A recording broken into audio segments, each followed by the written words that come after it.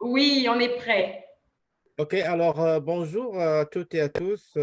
Bon matin, en ce troisième jour de l'Arabe 2022. Premièrement, je tiens à remercier l'AFO, l'Assemblée de la francophonie de l'Ontario, qui m'a donné cette opportunité d'échanger, de parler un petit peu sur un thème qui est vraiment très, très, très, très important, qui est l'inclusion et la diversité. Alors que normalement, moi, j'ai préparé une présentation, mais quand j'ai vu mes amis, la sénatrice euh, et mon ami d'hier, alors j'ai dit, OK, je vais parler de mon parcours aussi, de mon parcours d'immigration, comment je suis venu ici au Canada, et quelles sont les barrières que j'ai trouvées, quelles sont les bonnes choses que j'ai trouvées, et puis en même temps parler de l'inclusion, la diversité, c'est quoi c'est quoi leur définition universelle, c'est quoi leur rôle, c'est quoi les avantages et les inconvénients du refus de l'inclusion et la diversité. Pour les gens qui ne me connaissent pas, ben, je m'appelle Fawzi Mtouidi, je suis d'origine marocaine. J'ai 22 ans ici. Je ne sais pas si je me qualifie comme ancien immigrant ou bien un nouveau immigrant, mais bon, je suis venu en l'an 2000 et ça a été, je voulais juste parler avant de venir ici parce que ça n'a jamais été dans ma tête de venir au Canada. C'est-à-dire, j'ai terminé mes études supérieures en relations économiques internationales et j'ai décidé d'aller en Europe pour terminer mon doctorat. Voilà, j'étais en Europe pour une période de 3 mois, mais je me sentais pas bien au fond de moi. J'ai vu des choses qui m'ont un petit peu remis en cause de s'installer en Europe. J'ai rentré au Maroc, j'ai travaillé dans une compagnie. Puis un jour, j'avais ma sœur qui était ici en Ontario. Ça fait 30 ans qu'elle est là. Un jour, on était en train de bavarder un petit peu avec ma sœur. Puis il m'a dit, ben Fawzi, pourquoi tu viens pas au Canada? Alors c'est là où ça cloche vraiment, oui, pourquoi pas.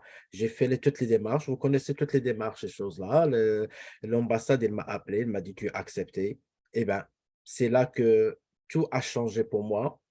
Comme vous le savez, les immigrants, c'est pas facile, le changement.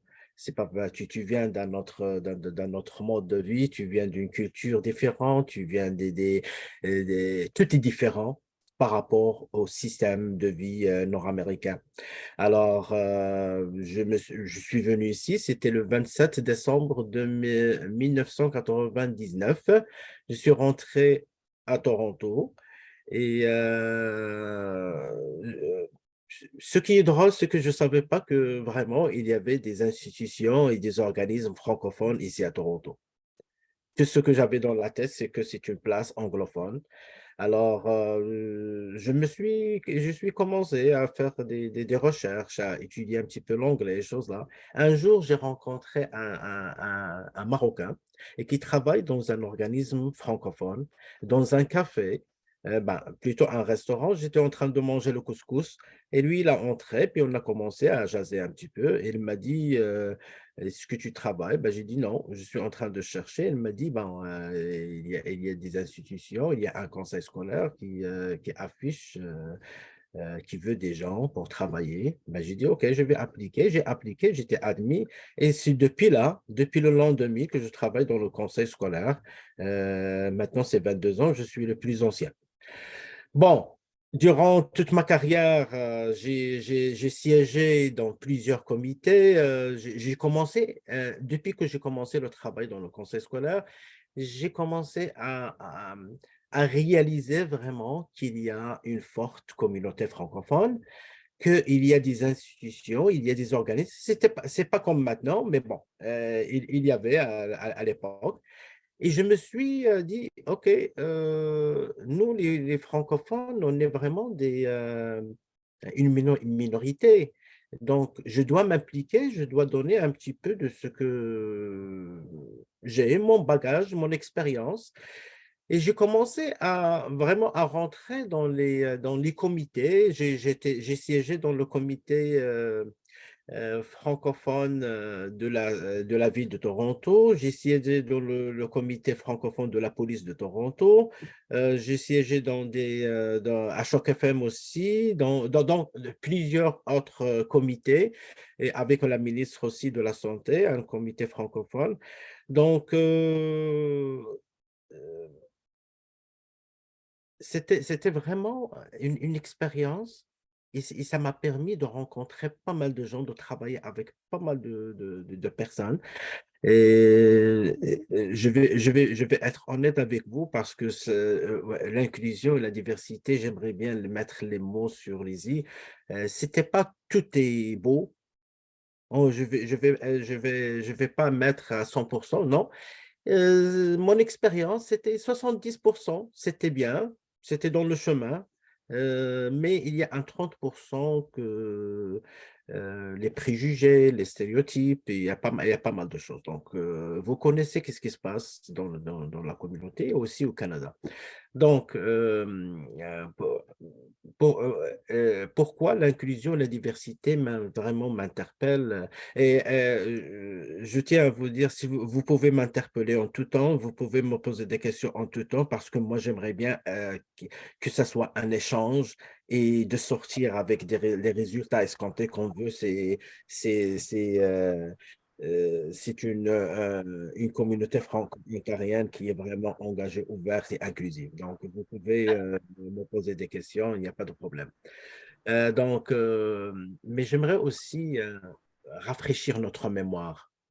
Je sais que l'inclusion et la diversité, ces derniers temps, ce sont des thèmes énormément repris, que ce soit au niveau national, que ce soit au niveau provincial. Mais on devrait se rafraîchir la mémoire et puis dire, c'est quoi c'est la définition de ces 2 mots, inclusion et diversité? Ben, l'inclusion, ça se réfère normalement à la collectivité. C'est l'action d'intégrer une personne à un groupe, heu et mettre fin à leur exclusion. C'est ça normalement la définition universelle de l'inclusion et s'assurer normalement que tout le monde a sa place et participe de plein droit ou au-delà des différences. Par contre, la diversité qui va au-delà des caractéristiques que nous tous, on connaît la race, le genre, le handicap, la nationalité, le culturel, les choses-là, il s'agit bien des différences visibles entre les personnes. Donc, ces deux mots, euh, pourquoi ils sont vraiment importants? Pourquoi la communauté franco-ontarienne doit tirer profit, est enrichie par ces diverses cultures? Ben, c'est pas pour trois plus grandes raisons. C'est qu'on est en minorité, on est une communauté minoritaire, et les organismes et les communautés ont tous à gagner des forces vives, des immigrants qui vivent ici, qui viennent ici au Canada. Et en plus, comme vous le savez, le Canada, c'est un pays, c'est une réalité, c'est un pays de la diversité. C'est une réalité, on ne peut pas la changer. Mais l'inclusion, c'est tout un travail de chaque jour. C'est un choix qu'on devrait faire et qu'on devrait l'appliquer, on devrait s'engager dedans. Donc, une diversité qui est croissante d'un nombre important d'immigrants. Donc, ces 3 facteurs qui vraiment important pour la communauté francophone et que la communauté francophone est enrichie par les diverses cultures. Il y a toujours des problèmes. Parce que le mot inclusion, ça c'est... bon, avant d'entamer ça, j'aimerais bien vous dire qu'un sondage qui a été fait par la FCFA et un sondage de Statistique Canada sur l'immigration et sur l'inclusion, parce que ça va nous donner peut-être une idée où on est et qu'est-ce qu'on doit faire dans le futur. Alors, Julien, je ne sais pas si tu peux partager Voilà, le guide de l'inclusion des personnes issues de la diversité. Alors, comme vous le voyez, selon le sondage de la diversité culturelle, il a été réalisé en 2020, 84% du personnel issu de l'immigration c'est dans les organismes, bien sûr.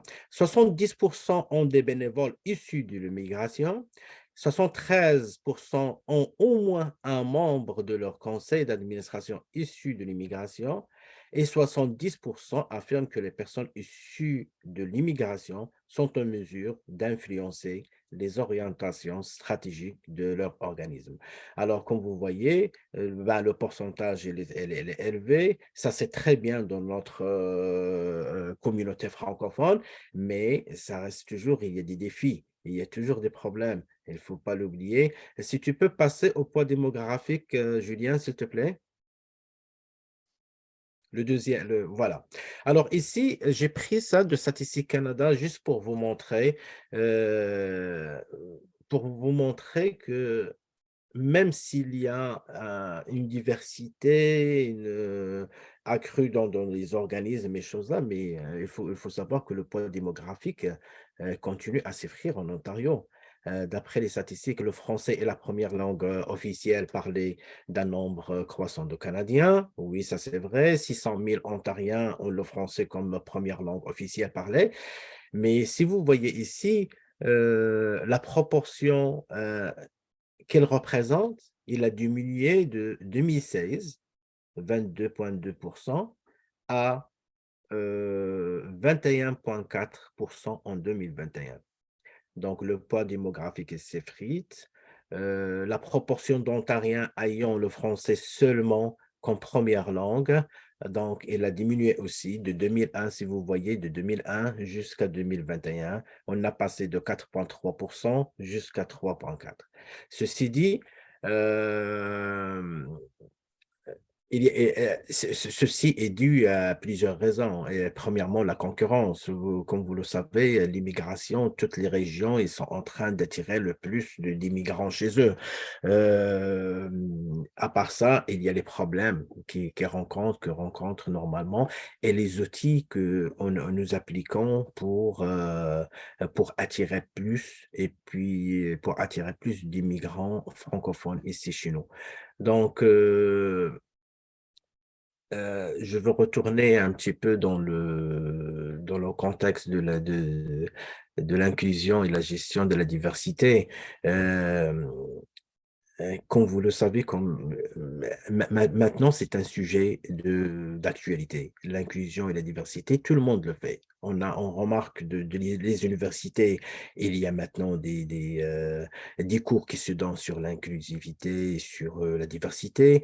Dans les écoles, dans les organismes, les institutions, il y a des formations qui se font à leurs employés parce que ça, c'est crucial. C'est pas juste au niveau de l'Ontario, ça, c'est au niveau du Canada. Et bien sûr, c'est dans notre communauté franco-ontarienne.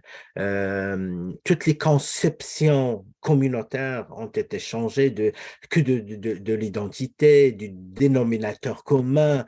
Tu sais, le défi de la construction identitaire a changé aussi. Le dénominateur commun maintenant dans les écoles, dans le travail, c'est l'inclusivité. C'est d'être inclus parce que c'est beau d'être il y a une diversité chose mais est-ce qu'on est inclus? Est-ce qu'on donne? Est-ce qu'on est valorisé pour ce qu'on a et notre perspective? Est-ce qu'il y a un est-ce qu'on prend en compte nos idées et puis on partage ensemble tout le fardeau parce que, comme vous le savez, nous, on est une minorité et on doit travailler ensemble, on doit s'épauler ensemble parce qu'on devrait être une force.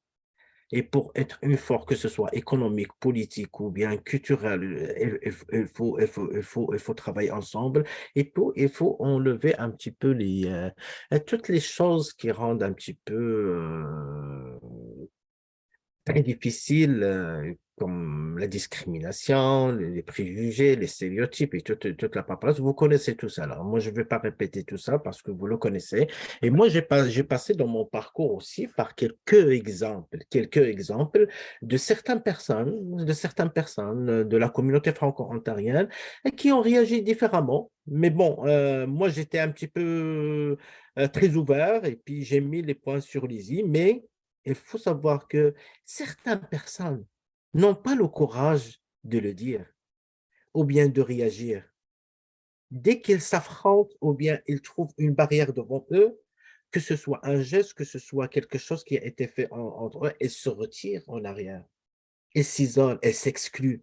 Parce que quand on dit inclusion, le contraire, c'est l'exclusion. Il n'y a pas de au milieu là. Soit on est inclus, soit on est exclu. Donc, pour attirer tous ces gens-là, il faut vraiment travailler sur toutes les choses qui peuvent un petit peu être néfastes pour la personne elle-même et pour la communauté franco-ontarienne, deuxièmement. Donc, comme j'ai dit, toutes les notions, les conceptions ont été changées. Euh, Comme j'ai dit, la diversité, c'est une réalité de ce pays. L'inclusion, c'est un travail, c'est un choix qu'on devrait faire au quotidien.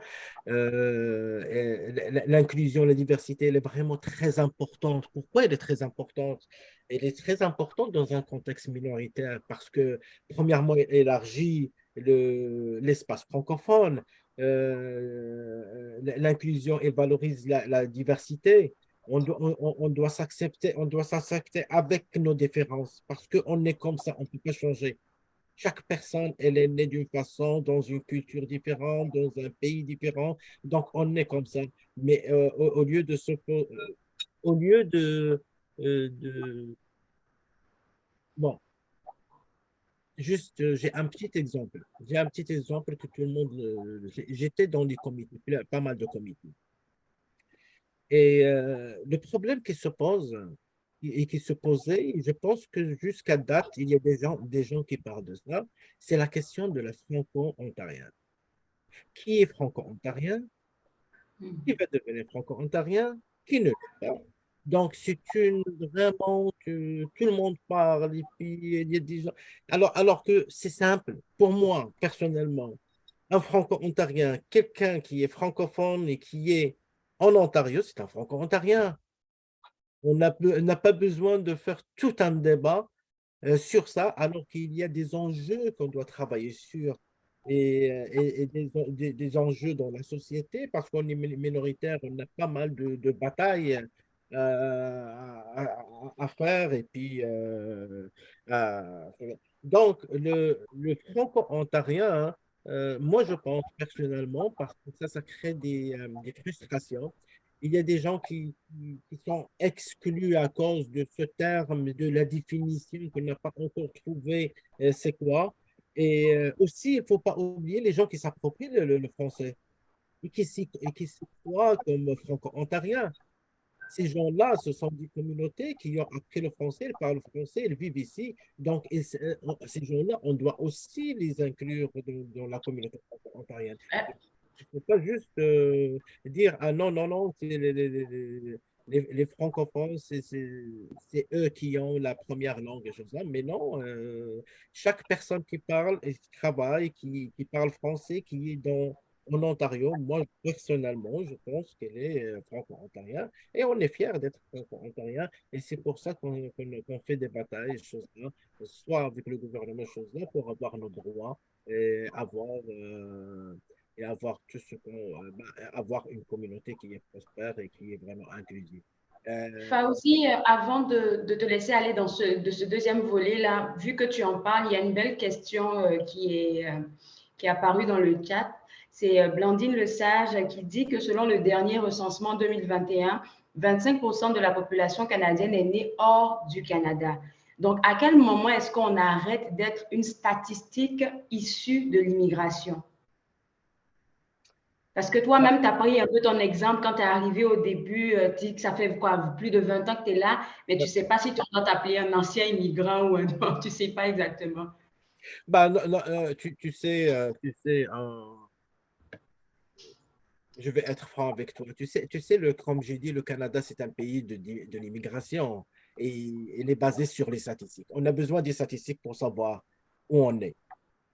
Parce que ça, c'est une bataille. Et comme j'ai dit tout à l'heure, euh, quand tu viens ici, tu t'installes et que tu es dans ta communauté franco-ontarienne, tu es inclus, tu donnes. Donc, that's it. Tu es franco-ontarien, tu es de la communauté. Tu ne vas pas toujours dire que, ah non, je suis un immigrant et choses. Tu sais, 22 ans, c'est un quart de ma vie qui est passé ici au C'est Canada. vrai.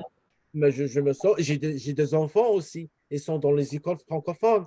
Et maintenant, la plus grande est la 12 et l'autre est la 11. Donc, euh, un quart de ma vie passée ici. Donc, je ne peux pas toujours dire que on est. Et c'est ça que j'ai dit. Le problème, c'est pas pour les gens qui s'incluent facilement, parce que ça dépend de la personne. Quand tu viens Oui, de ce pays, d'un bagage que j'ai dit, et tu viens ici, soit que tu t'inclus, soit que tu... Il y a des problèmes. Ça dépend de la personnalité de la personne. Est-ce que la personne, elle est capable de s'adapter? Est-ce qu'elle est capable d'apprendre comment ça marche le système? Parce qu'il faut comprendre, il y a un travail à faire par les migrants. C'est pas juste toujours, on va dire, c'est le gouvernement. Oui, le gouvernement, elle donne de l'argent et choses là. Les organismes francophones, ils font leur travail. Ils essayent de faire pas mal de choses pour un petit peu regrouper que les immigrants, mais les migrants aussi ont un travail à faire. C'est lui qui doit chercher, il doit bouger, il doit faire des initiatives, il doit étudier. Le Canada, il est ouvert, tu peux tout faire, c'est pas comme dans notre pays. Dans nos pays, là, quand tu dépasses les 30 ans, c'est fini, hein. Euh, Si tu ne travailles pas, ben, tu restes au chômage. Bon, je vais revenir dans le chose. il y a beaucoup de personnes en passant qui adorent ta définition du franco-ontarien, franco-ontarienne. Je l'aime beaucoup aussi. Il y a Denis Vaillancourt qui dit qu'il endosse la définition inclusive que tu as donnée tantôt parce que lorsque tu parles français et que tu vis en Ontario, automatiquement, tu peux te considérer comme un franco-ontarien, une franco-ontarienne. Mais c'est ça, c'est parce que cette définition qui est simple de franco-ontarien, c'est elle qui va un petit peu regrouper tout le monde, qui va donner tout le monde. Ils vont pas être. Parce que moi, j'étais dans les comités, j'étais président de l'association marocaine pendant 8 ans et j'ai entendu pas mal de gens. Et même des partenaires et choses là qui me parlaient, puis ils étaient vraiment frustrés parce que telle personne leur a dit, vous n'êtes pas franco-ontarien. Non, il y a pas mal de choses. Mais arrêtons de ça. Arrêtons de parler de ça là. On est tous des franco-ontariens, si tu parles, mais travaillons sur le sujet vraiment de notre communauté parce qu'on est minoritaire. Et si on n'est pas une force, on va être dissoute comme les autres communautés. Et maintenant, vous comprenez ce qui se passe dans le monde entier. Le monde entier, c'est un monde qui change à chaque jour. La mondialisation, on ne sait pas qu'est-ce qui va se passer dans le futur. Mais pour nous, comme communauté, on doit se souder, on doit travailler ensemble. Chacun, il a sa culture. Chacun, il a sa façon de faire, mais le but ultime de chez nous, c'est d'avoir une communauté franco-ontarienne, comme j'ai dit, qui est vraiment soudée, prospère, inclusif et qui englobe tout le monde. Donc, je vais juste parler un petit peu pourquoi, c'est quoi les avantages de la diversité et puis et de l'inclusion et c'est quoi les inconvénients, c'est-à-dire le refus, quand on refuse la diversité et l'inclusion. Et puis, si je dépasse un petit peu le temps, tu me le diras parce que moi, quand je parle, euh, Pas de problème, pas de donc, problème. voilà, c'est ça, c'est ça. Donc, comme j'ai dit, la diversité culturelle, elle est vraiment très importante dans nos lieux de travail, dans nos écoles.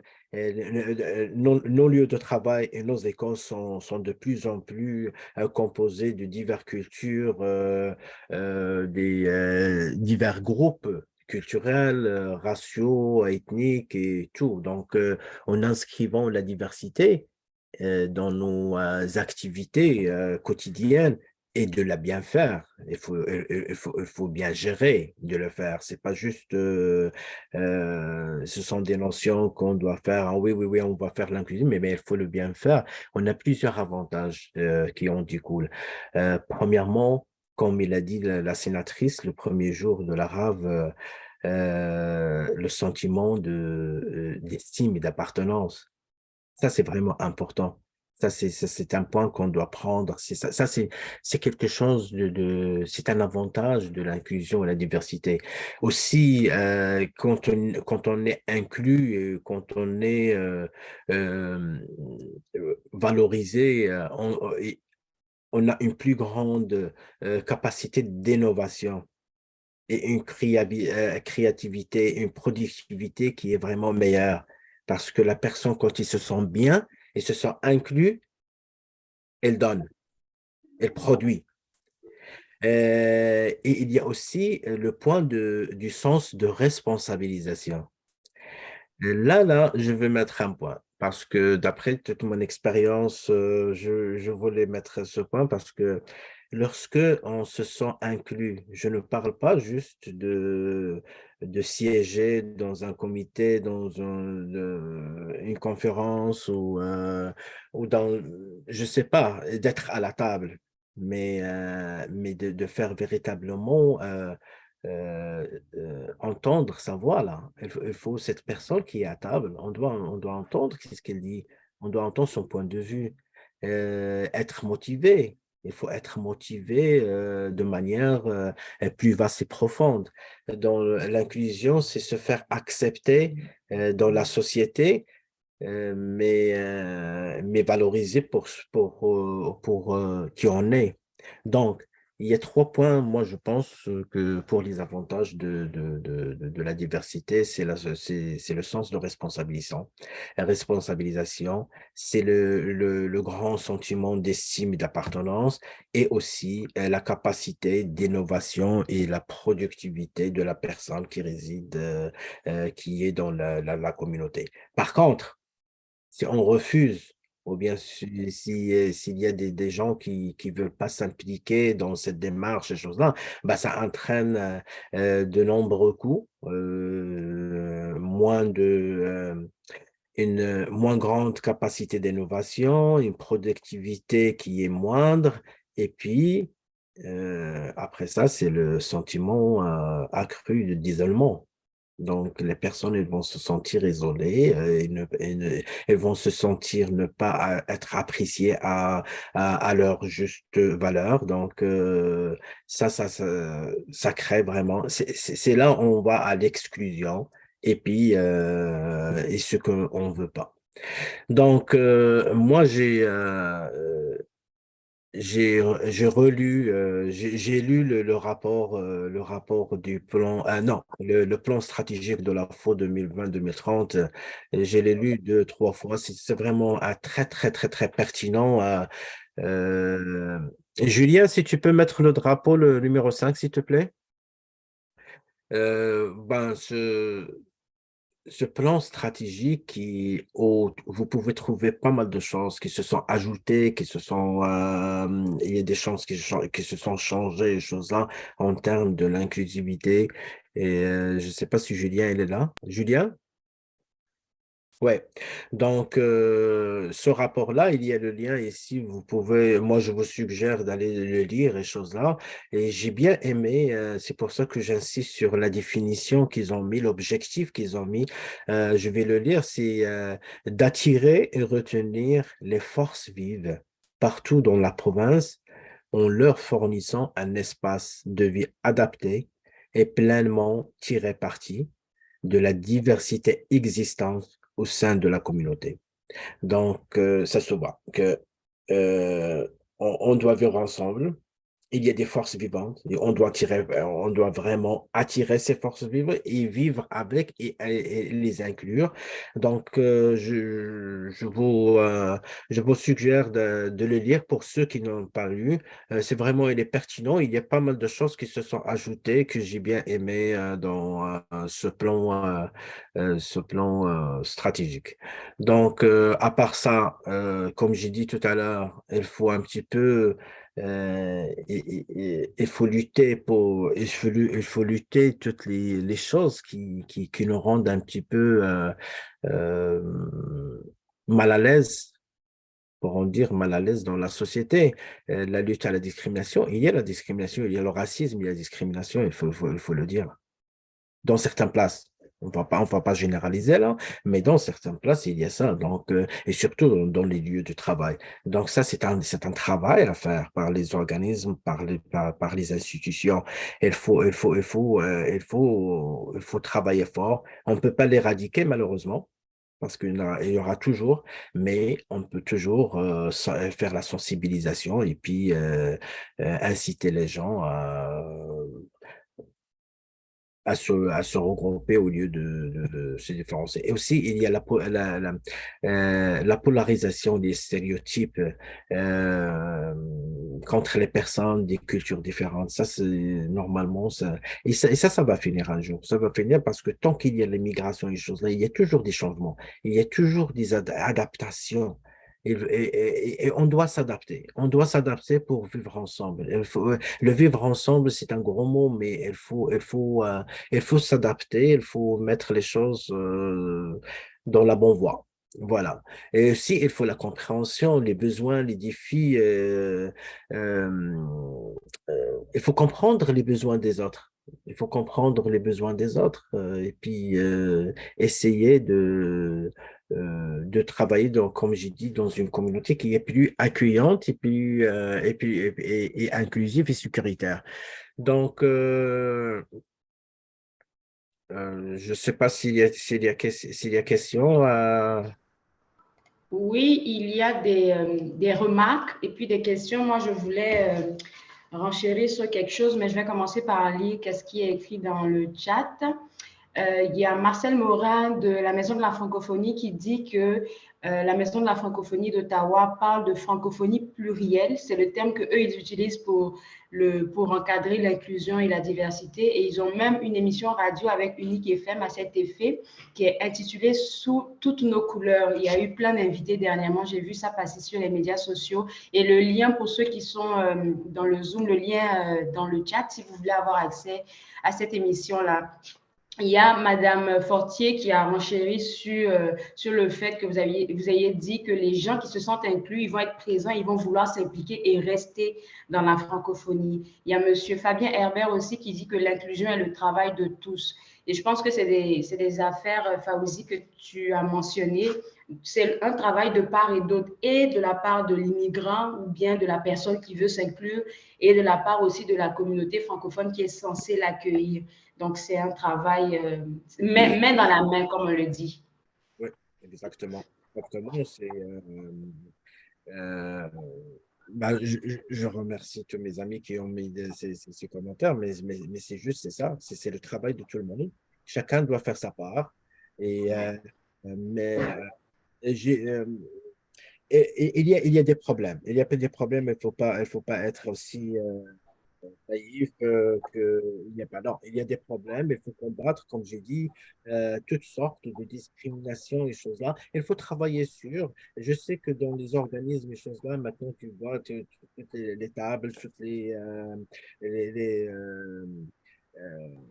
les groupes, les comités, choses-là, il y a vraiment une diversité qui est, et j'en suis sûr que moi aussi, j'étais dans pas mal de comités et je dis mon mot, je dis ce que je pense et parfois, ils prennent en considération ce que je dis. Donc, il y a des gens qui travaillent ces deux dernières années, puis ils appliquent ça.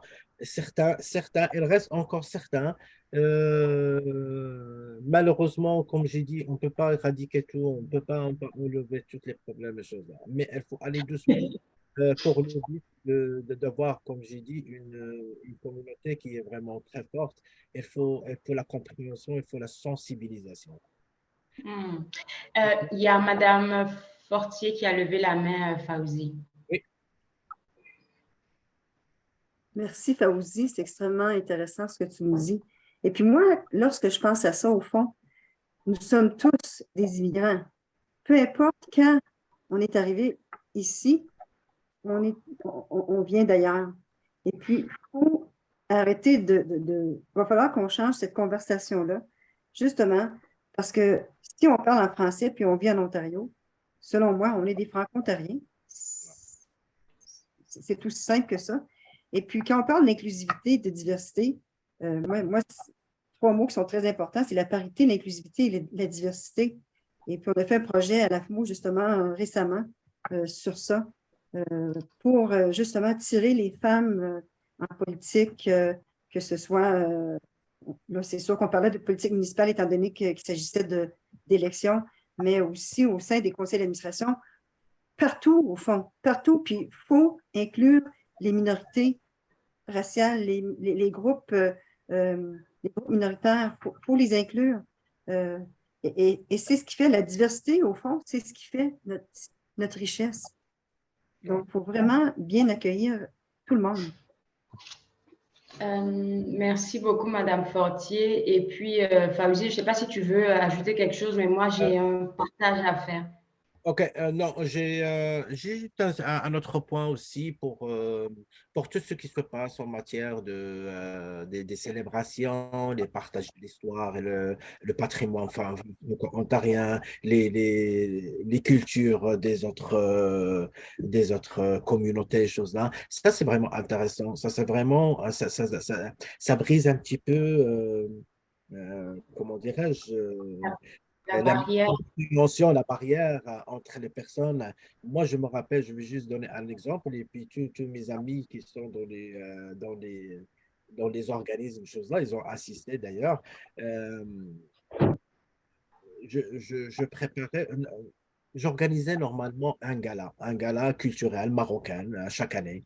Et puis, je suis vraiment très fier que quand on fait un gala, et puis tu as 600 personnes qui viennent, et je vais être honnête, tous nos partenaires, ils y assistent. Ils assistent à ça. Il y a les Canadiens, il y a les Arabes, il y a les Africains, il y a les Marocains.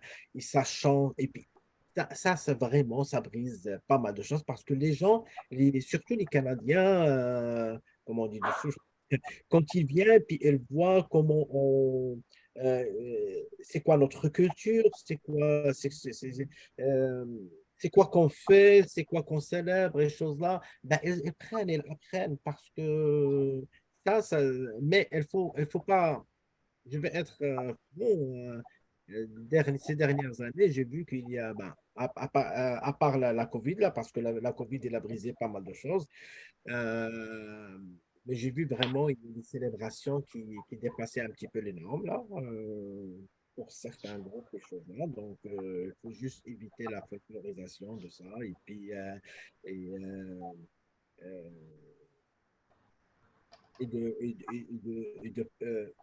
s'associer, culturel. Malheureusement, juste pour vous dire que la fragilité des organismes et des associations et choses-là, pendant la COVID, il y a presque 50 à 60% des organismes francophones ont disparu de la carte.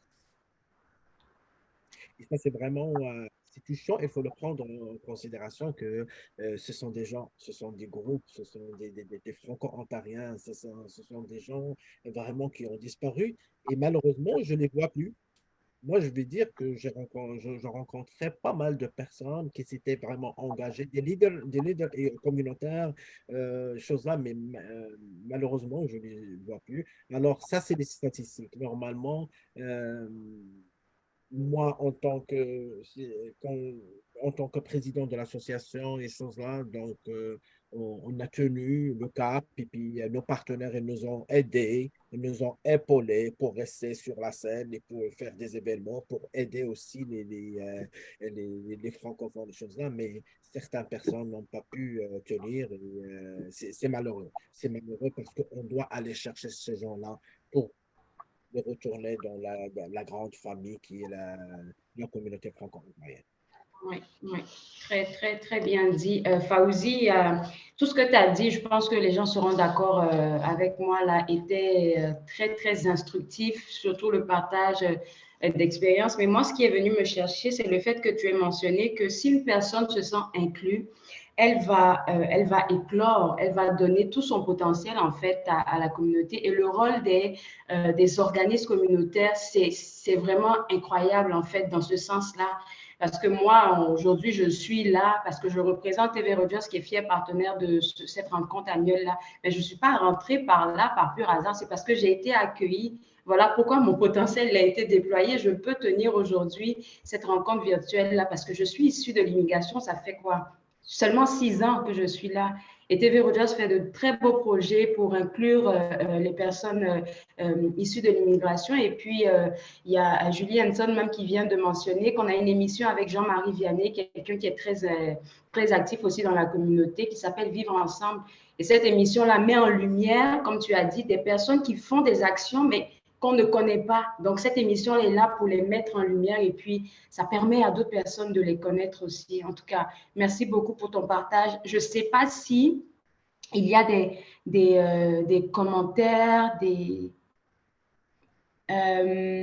OK, il y a Blandine Lesage qui dit qu'elle est complètement d'accord avec le point de vue de l'AFO qui dit que franco-ontarienne ou franco-ontarien et francophone de l'Ontario sont des synonymes. Tout ça pour revenir à ce que tu as dit là, peu importe le nombre d'années qu'on est ici, si on vient d'arriver, on est franco-ontarien parce qu'on vit dans la francophonie.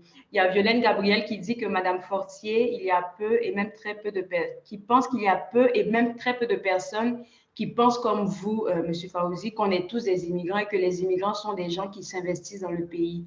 L'éducation est l'éducation. Je ne sais pas si je me suis fait comprendre. Est-ce que Violaine, vous avez envie de prendre la parole peut-être pour mieux expliquer votre point? Entre-temps, il y a Pas Madame. Vraiment. Okay. Merci, Claude. Non, je crois que M. Fazi a tout dit, mais sauf que Mme Fortier a ajouté des points que moi, je voulais juste dire qu'on a besoin d'éducation et d'éducation, mais ça ne veut pas dire que il y en a des gens qui vont changer. C'est à nous de s'adapter à leur façon de faire. C'est à nous de vivre ce qu'on a à vivre dans le Canada. C'est tout. Résumé parfait. Il y a Mme Leïla Fèvre qui a envie de partager quelque chose. La parole est à vous. Ah oui, du Mofif. Oui, encore moi. Oui, quand on parle d'immigration. Oui, donc merci beaucoup pour cette belle présentation et ces commentaires qui sont sortis. Moi, ma question, ce serait plus en fait, je suis présidente du MOFIF, mais je suis aussi présidente et présente dans beaucoup d'autres conseils d'administration, encore plus dans le nord-ouest de l'Ontario, là où je vis. Et moi, ma question, ce serait plus de l'autre côté. Oui, en tant qu'immigrante, ça, j'ai mon expertise, oui. Mais de l'autre côté, en tant qu'employeur non immigrant et en tant que conseil d'administration, comment on fait pour recruter et inclure, je n'ai pas forcément ce mot-là, mais recruter et impliquer ces personnes sans être trop discriminant? Dans le sens de, sans être trop en mode, OK, je te prends juste pour ça, et non pas parce que tu es compétent. Et moi, c'est ça finalement le problème que je trouve, comment éviter cette maladresse finalement, et sombrer finalement dans un racisme ou discrimination positive au détriment de la force et de la compétence de chacun en fait. C'est plus ce point-là, parce que je trouve que c'est quelque chose de très touchy, qu'il faut vraiment travailler là-dessus. Merci. Bonne question. Tu sais, comme j'ai parlé tout à l'heure, j'ai dit que dans les milieux de travail, choses-là, il y a vraiment, d'après les statistiques, d'après ce que les gens ils rapportent, ces choses-là, il y a toujours un type de racisme, de discrimination dans les choses. Mais pour remédier à ça, il faut, je sais que maintenant, la plupart des organismes, la plupart des institutions, ils sont en train d'établir un plan comme d'embauche qui est diversifié. Par exemple, je vais juste donner des points pour ne pas sortir de la question. C'est diversifier les embauches, diversifier les promotions, pratiquer l'équité salariale et aussi anonymiser les CV. Ça, ce sont des points qu'on peut faire et proposer aussi poser des questions pertinentes en entretien qui se base sur le savoir de la personne et sur son expertise au lieu de son origine ou bien de sa culture. Et aussi faire en sorte de faire connaître les avantages de la diversité, de l'inclusion en milieu de travail. Il y a pas mal de formations maintenant qui se donnent. Je pense que tous les organismes et institutions font ça. Et ça va aider un petit peu les gens de recrutement et choses-là pour qu'ils prennent ça en considération et qu'ils le prennent vraiment au sérieux. Parce que on est devenu dans un temps où on peut pas tolérer vraiment ce genre de pratique qui se faisait. Donc ça, c'est certains points que moi je pense qu'on devrait faire dans le recrutement, au travail. En tout cas, c'est une très belle question qui vient remuer un peu les réflexions. Je suis très d'accord avec Leïla, là. Franchement, merci pour la question. Bien tombée, parce qu'en même temps qu'on parle d'inclusion et de diversité, tout ça, il ne faudrait pas que les gens se sentent, je ne veux pas utiliser le terme utilisé, mais dépendamment de comment la conversation va se faire avec l'employeur, la personne peut juste se rendre compte que, oh oui, je suis juste là pour remplir un quota de personnes immigrantes dans votre entreprise, en lieu et place de me prendre pour mes talents et mes compétences. Et souvent, ça se fait ressentir. Merci beaucoup, Leïla. Une question qui vient piquer un peu. Alors, il y a Fabien Albert qui dit que les conseils d'administration se tournent maintenant sur la recherche de compétences. Il s'agit donc d'inclure les connaissances de l'inclusion et de la diversité comme compétences recherchées. Très vrai, très vrai, en tout cas.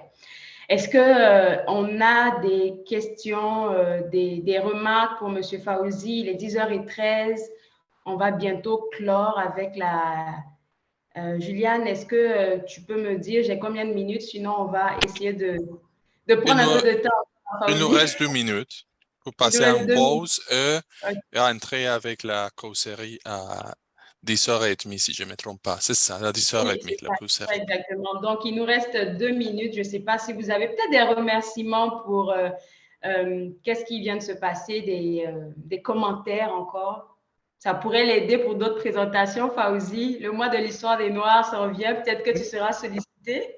On va voir, mais de toute façon, on est tous, comme j'ai dit, on est tous des bénévoles et on est tous là pour aider, pour s'entraider. Et je sais aussi, il y a la semaine de l'immigration qui se passe. Oui, en novembre, oui.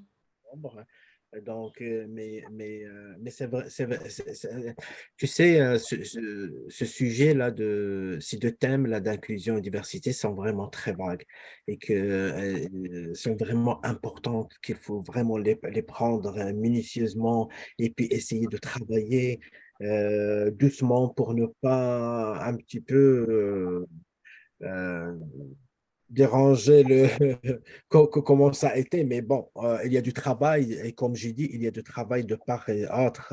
Il y a du travail des organismes, de la communauté, de notre province aussi, il faut oublier. Et aussi, je vais insister sur les médias. Les médias aussi, ils doivent jouer leur rôle.